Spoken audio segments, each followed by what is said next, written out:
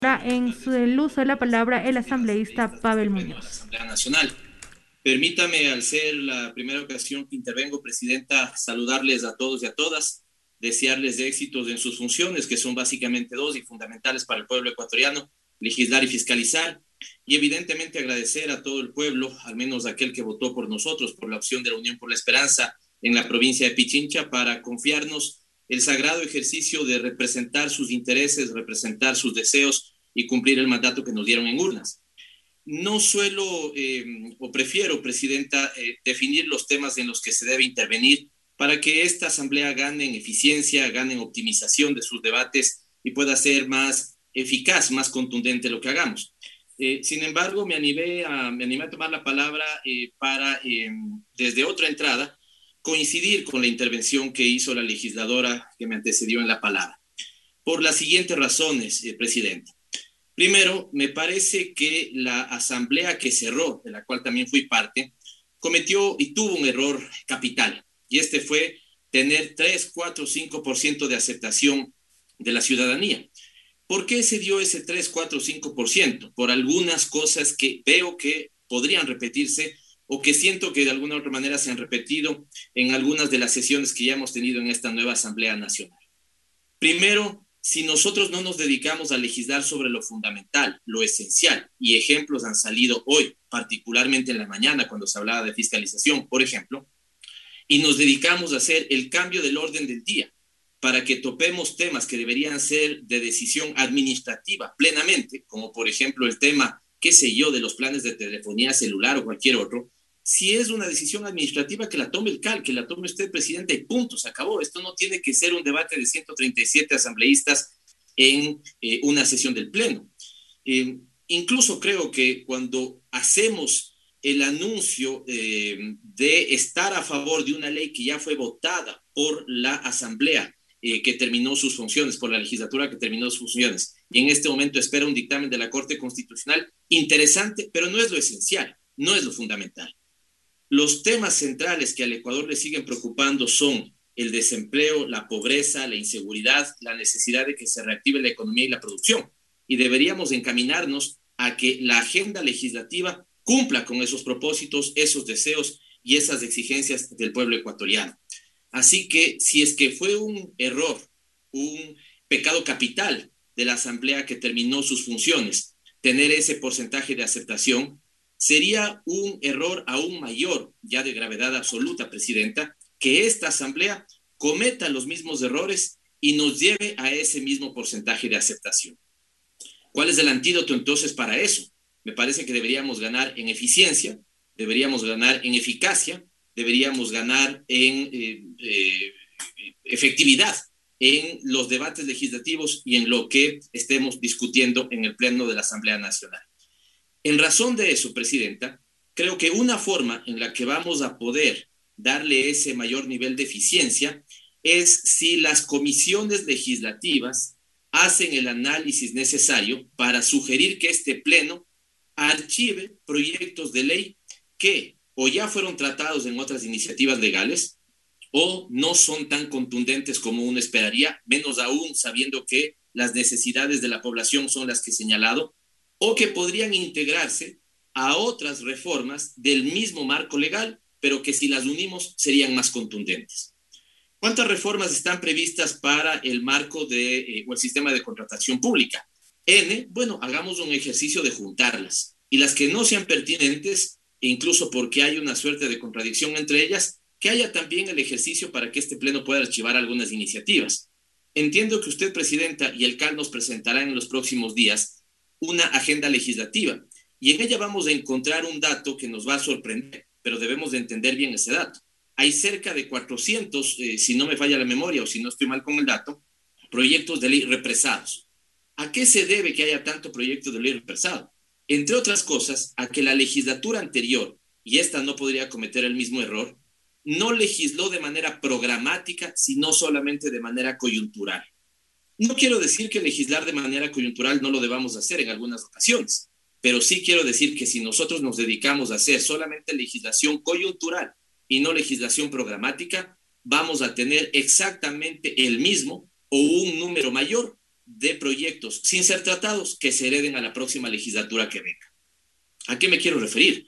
Cuando yo quiero hacer una reforma, cuando yo quiero plantearme una propuesta legislativa contundente, bueno, tratemos de estudiar, ¿no es cierto?, reformas más sustanciosas a los distintos cuerpos legales que queremos topar.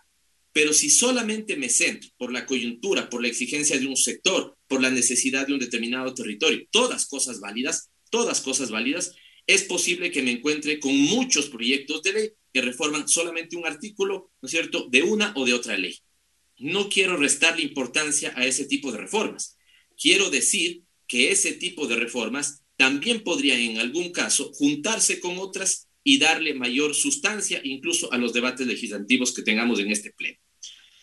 Quiero entonces invitarle a la Comisión de Desarrollo Económico que valore la alternativa de plantearnos para el próximo debate el archivo de esta ley.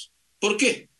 En primer lugar, porque si nosotros contribuimos, me refiero a todas las comisiones, en presentarle al CAL y por lo tanto al Pleno un conjunto de informes para archivo, es posible que en 1, 2, 3, 4, 5 sesiones nos dediquemos a tratar esos proyectos de archivo y bajemos ese alto número de leyes que están o reformas de ley que están represadas. Insisto, o porque perdieron validez, o porque podrían ser armonizadas con otras, o porque efectivamente, ¿no es cierto?, no tienen el peso y muchas veces ni siquiera la consistencia técnica en su elaboración. Y para cerrar, Presidenta, quiero hacer referencia a otras razones ya específicas sobre esta iniciativa de reforma y por qué señalaría yo la necesidad también de que sea archivada. En primer lugar, el propósito que busca no es tan consistente con el texto que se plantea. Lo que se pretende, a juicio del proponente de esta ley, que incluso no terminó el periodo de la legislatura anterior, es ganar en eficiencia de parte de los institutos de investigación para calificar sus propios proyectos de inversión o para acceder con mayor rapidez a los financiamientos que pone la cooperación internacional.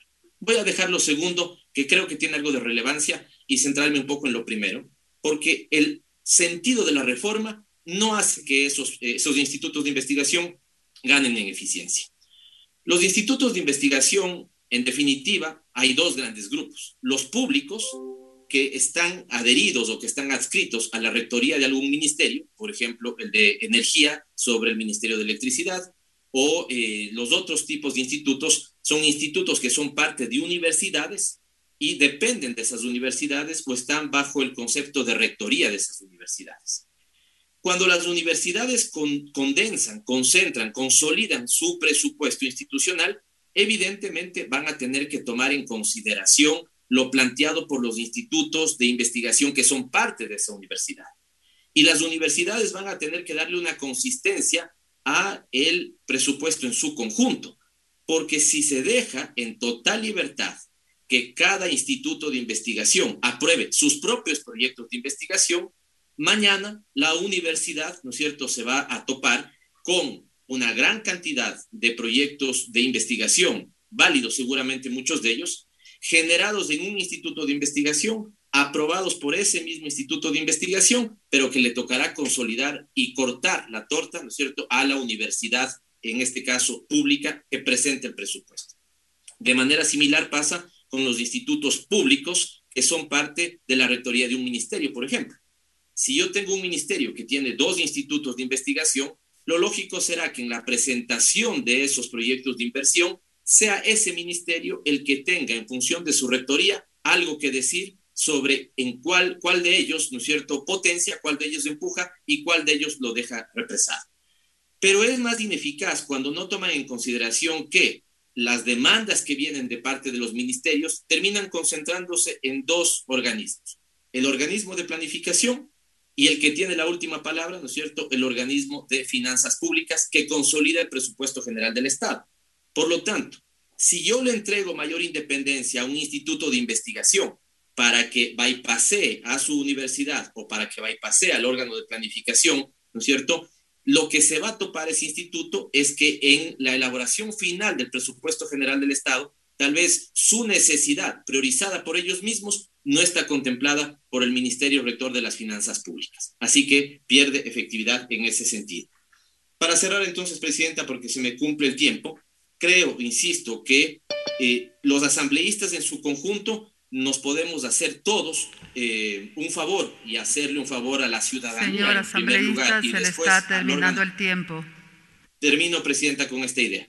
Decía que podemos los legisladores todos hacerle un favor a la ciudadanía y también de paso a este órgano legislativo y empezar a plantearnos una agenda de archivos de proyectos de ley que, por las razones que expuse, ya no tienen sentido planteárselas.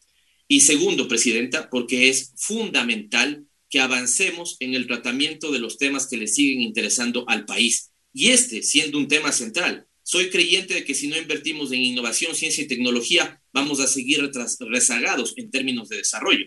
Pero soy aún más consciente de que el empleo, de que la seguridad social, de que la reactivación económica, de que el proceso de vacunación, de que la garantía del derecho tan golpeado en este momento de educación y de salud son las verdaderas prioridades del pueblo ecuatoriano. Por eso mi pedido de archivo en el segundo debate de este proyecto, Presidenta. Muchas gracias.